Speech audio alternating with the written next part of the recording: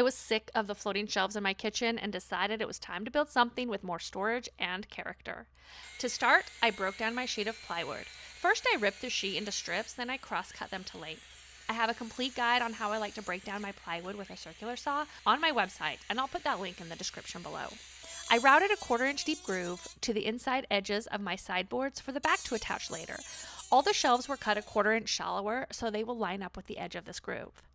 I decided to use dowel joinery to assemble my cabinets so I wouldn't have any visible joinery. It is useful to label the front and the top of all the pieces to keep things organized when you're using dowels. You could also assemble using pocket holes if you prefer, but you will be able to see them on the underside of the shelves.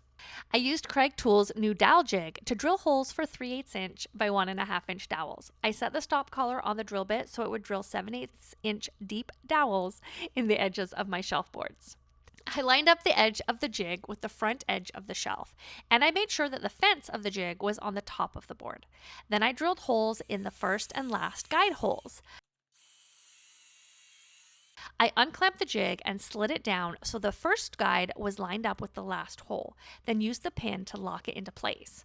I clamped the board to keep it from moving and drilled a hole in the last hole on the jig.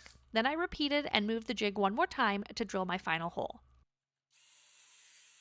I did this for all of the shelf boards, making sure to always start the jig at the front of the board and place the fence on the top side. Next, it was time to add dowels to the side pieces of my cabinet boxes. I measured and marked out the edges of where all the shelves would go according to the plans. Then I moved the stop on the drill bit so it would only drill 5/8 inch deep holes since my plywood is only 3/4 inches thick.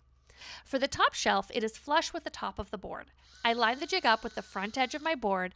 I drilled the holes and moved it down the board the same as I did for the edge of the shelves, so I had 4 coordinating holes. I removed the fence from the jig to drill holes for the remaining shelves. I lined the edge of the jig up with the line on my boards. The edge is exactly 3/8 inches away from the center point of the drill guide. Making sure to start the front of the sideboard, I drilled holes for each of my shelves. Lastly, I added a support board to the bottom of one of the shelves to give me a way to attach my cabinets to the wall later. I added holes to the edges of the support and coordinating holes to the side of my cabinet. Then I used the jig to drill holes along the top of the support board, starting at each edge and going towards the center. It ended up being too many holes needed for this piece, so I only added dowels in every other hole. It is recommended that you dry fit your pieces with the dowels before you start gluing, so you can adjust things if needed.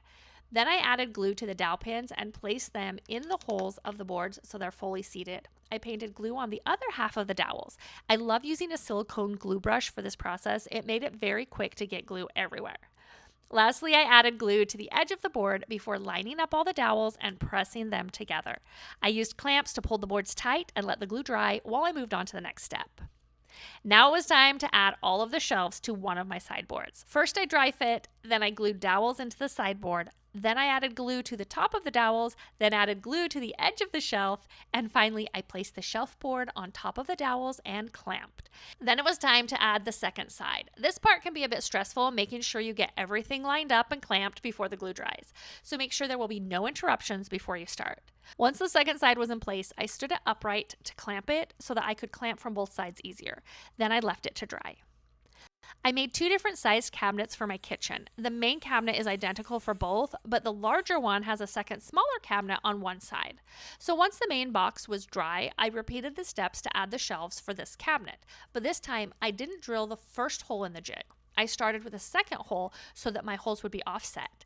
After attaching the smaller section, I realized I forgot to add my support to the top shelf, so I used pocket holes to add it. To finish off the cabinet box, I used a shelf pin jig to add holes for adjustable shelves in the middle section of the main cabinet and all the way up the smaller cabinet. Now it was time to build the face frame. I cut the pieces on my miter saw. For the middle section of the main cabinet, I used a wider board and I cut an arch into it.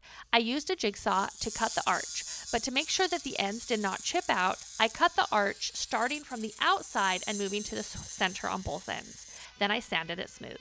On the front of the dowel jig, there are 2 figure-8 holes marked with 1.5 and 2. These are stops for drilling dowel holes in face frames. Since I'm using 1x2 boards that are 1.5 inches wide, I place the pin in the 1.5 inch hole. Then press the end of the face frame flush with the guide holes and up against this pin. Then I drilled 2 holes just to the side of that pin. I always made sure the pin was on the top of the board. That way, the top of the face frame would be level even if my boards are not exactly 1.5 inches thick. For the arched board, I didn't use the face frame holes. Instead, I lined the top of the jig up with the top of the board and drilled a hole in the first, middle, and last guide. Next, I marked where my shelves would go on the inside of the face frame stiles.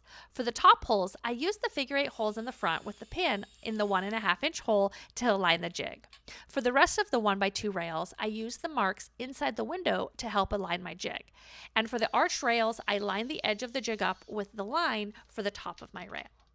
Once all the holes were drilled on both sides, I did my dry fit. Then it was time for glue. I applied glue to the dowels and ends of the rails and clamped them tight.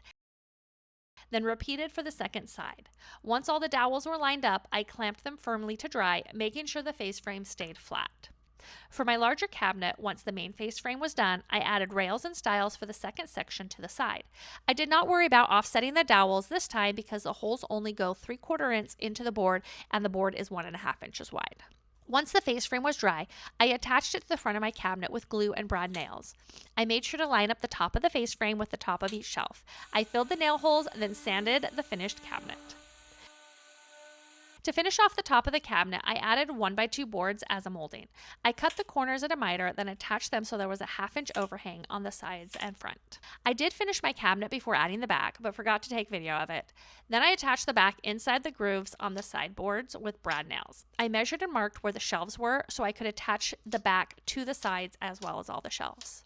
Now the cabinets were ready to install. I did have outlets in my walls behind where the cabinets went, so I cut a hole in the back to access them.